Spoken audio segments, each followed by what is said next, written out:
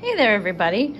I wanted to talk to you guys a little bit about die striking. So I hear a lot about these putter dies. I think they're really great. What Kevin Potter's done is he's collected hand-sunk ornamental dies from around the world, and then he replicates the die from the master and he sells them. And what I've started to hear is, oh, that's cheating.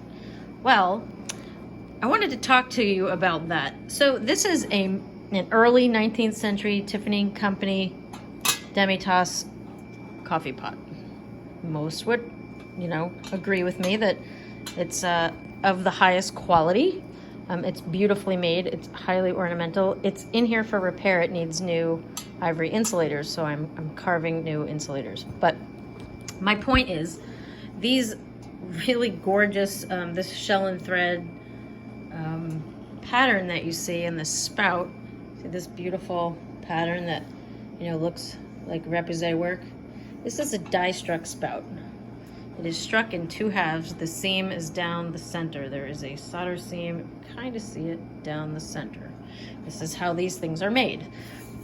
So that beautiful ornament was hand cut, hand carved into steel by a die sinker. The die sinker would carve and engrave and chase into the steel to make the master, and then dozens and dozens were struck after that to make beautiful work like this.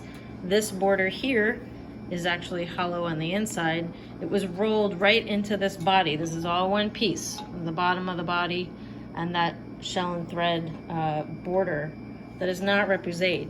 That is rolled in with a roller die. Same thing for the back of the spout socket. This is a two-part die-struck socket. The seam is right here. All that ornament was die-struck. So that isn't cheating. That is putting the money and the labor into tooling so you can replicate something. So you take your struck parts and you can chase them and rework them and make them your own. Just like the manufacturers like Tiffany, Gorham, Whiting, Black & Tin, all those big names, they used die-struck parts.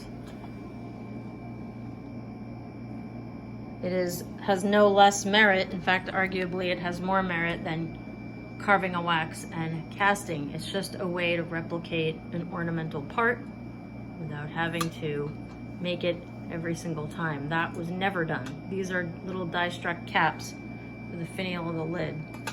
This finial is die-struck in two parts. The seam is down the side.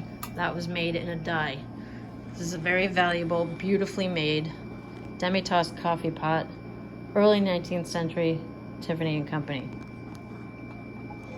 Die-struck parts. Not cheating.